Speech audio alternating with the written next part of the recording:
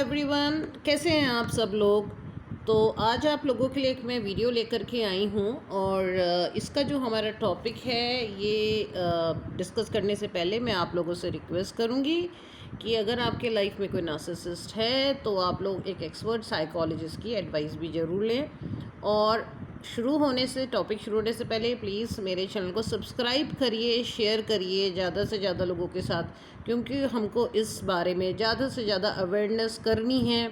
क्योंकि हमारा बहुत सारा समय नहीं तो वेस्ट हो जाता है ये समझने में ही कि हो क्या रहा है, क्योंकि बहुत कॉम्प्लेक्स होता है एक नार्सिसिस्ट फैमिली का स्ट्रक्चर। एक एक आदमी उसको उस मुसीबत को और उस पैटर्न को बढ़ाने में अपनी हेल्प कर रहा होता है। उसका हर किसी का योगदान सा हो जाता है और जो स्केप गोट होता है यानी जो या बाहर जो भी उस परिवार में फंस गया होता है वो उसको समझने में बहुत बहुत साल लगा देते हैं। तो प्लीज़ इसे सब्सक्राइब करिए, ज़्यादा से ज़्यादा लोगों के साथ शेयर करिए और हाँ, कमेंट ज़रूर करिए कि आप लोगों को किस तरह के वीडियोस चाहिए या क्या आप लोगों का एक्सपीरियंस है, क्योंकि हर किसी का एक्सपीरियंस होता है।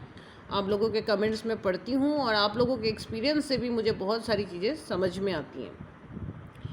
हम चलते हैं आज के टॉपिक पे। Narcissist family remain loyal towards destructive patterns formed by narcissist. तो इसका क्या मतलब है, यानी कि जो नार्सिसिस्ट फैमिली होती है, यानी जो एक नार्सिसिस्ट होगा एक परिवार में, जो एक ओवर्ट नार्सिसिस्ट होगा, एक बहुत उसके आसपास भी बहुत सारे लोग होते हैं, उसकी एक फैमिली होती है। वो तो बच्चे भी होते हैं, शादियां भी करते हैं, स्पाउस भी होते हैं, सब होता है, एक्सटेंडेड फैमिलीज़ होती हैं। तो नार्सिसिस्ट की जो फैमिली होती है, आप अगर उस फैमिली में हो एज अ स्केप गोट या आप बाहर से आते हो, यानी उस घर में आपकी शादी हो जाती है और आप बाहर से आते हैं, तो आपको कुछ अजीब सा लगता है कि मतलब मुझे छोड़ के सबको सब कुछ सही लग रहा है, ऐसा लग रहा होता है।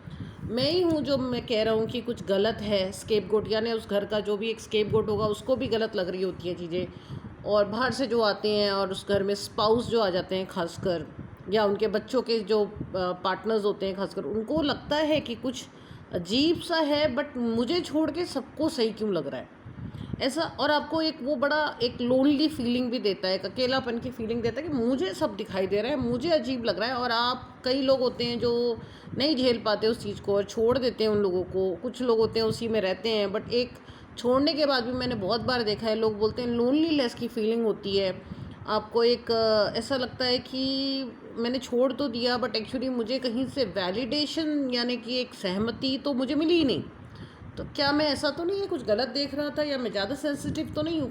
कई बार ऐसा होता है कि जो स्केप गोट्स होते हैं वो अपने को ज़्यादा सेंसिटिव समझ लेते हैं। लेकिन मैं ज़्यादा सेंसिटिव तो नहीं हूँ। 40 लोगों का परिवार है, 30 लोगों का परिवार है, 15 लोगों का परिवार है, मुझे छोड़ के सबको सब सही लग रहा है और मुझे ही सब कुछ अलग लग रहा है, ऐसा क्यों। तो देखिए, ये जानबूझ के होता है। आप अकेले नहीं हैं, आपको जो दिख रहा है बिल्कुल सही दिख रहा है। आप अगर अभी भी उस परिवार में, तो भाई आप सेंसिटिव नहीं हो, आप बहुत एक्चुअली स्ट्रॉन्ग पर्सन हो जो वहाँ पे उनको झेल पा रहे हो, उनके बीच में रह पा रहे हैं। तो you are very strong, actually बहुत स्ट्रॉन्ग हैं आप, सेंसिटिव नहीं है। नार्सिसिस्ट बोलता है आप बहुत सेंसिटिव हैं, वो आपको क्रेजी, आप बहुत क्रेजी हो, आपको ज़्यादा समझ में आता है, अरे आप चीज़ों को पकड़ते हो। तो ऐसा नहीं है, आप बहुत स्ट्रॉन्ग हैं, इंसान है, इसलिए इंसानियत के इंसान होने के नाते आप बोलोगे तो होई कि कुछ गड़बड़ हो रहा है, पर बाकी सब लोग क्यों नहीं कुछ बोलते। नार्सिसिस्ट है एक, ठीक है, वो चिल्ला रहा है, आप उससे आपको परेशानी है, बट जब वो बात आप लोगों से बोलते हो, अपने घर के लोगों से बोलते हो, तो वो क्यों नहीं सहमति देते। वो तो उस घर में कई बार आपसे भी पहले से रह रहे होते हैं, वो लोग तो और भी क्लोज होते हैं नार्सिसिस्ट के, फिर भी आपके साथ सहमति नहीं दे रहे होते हैं। तो ये कई बार आप नार्सिसिस्ट से ज़्यादा ख़राब लगती हैं चीज़ें, क्योंकि एक जना हो और बाकी सब आपका सपोर्ट कर रहे हो तो भी आपका एक अच्छा खासा सपोर्ट सिस्टम है, आप एक आदमी को झेल लोगे। 15 के 15 लोग आपका साथ नहीं दे रहे, एक है चिल्ला रहा है, बाकी सब हाँ हाँ बोल रहे हैं, बहुत अजीब सा सिचुएशन होता है। तो ये एक फैमिली स्ट्रक्चर होता है नार्सिसिस्ट का। उनके जो बचपन से ही नार्सिसिस्ट होते हैं, जो भी उनके आसपास लोग रहते हैं, उनको वो उस तरीके से ट्रेन कर देते हैं कि उनको उसका सही। कुछ लोग जो है चुप रहते हैं कि कौन झमेला ले, कुछ लोग होते हैं कि जो चुप रहते हैं कि उनको गोल्डन शीप बनाया जाता है, इसलिए वो आप उल्टा आपके खिलाफ जाते हैं।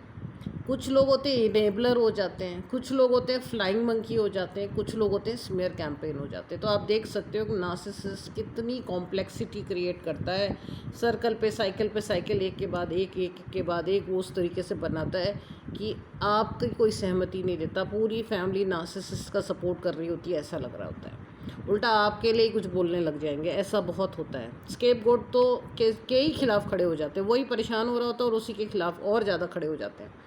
तो ये नार्सिसिस्ट फैमिली का स्ट्रक्चर ही होता है। अब आपको ऑलरेडी, आप मेरे बहुत सारे वीडियोस हैं, आप जा सकते हैं, चाहे फ्लाइंग मंकी है, स्मेयर कैंपेन है, गोल्डन शीप हैं, ये सब क्यों साथ देंगे आपका? वो तो ऑलरेडी अच्छी बढ़िया, उसको तो नार्सिसिस्ट अटेंशन दे रहा है, उसको तो ऑलरेडी किसी तरीके से पैम्पर कर रहे हैं नार्सिसिस्ट। परेशान तो वो एक दो लोगों को ही करते हैं जो कि वो स्केपगोट हो जाते हैं, और वही सच की तलाश करते हैं और वही इनके बारे में अवेयरनेस फैलाते हैं, और वही लोग होते हैं जो कि जिनको सब दिखाई देता है।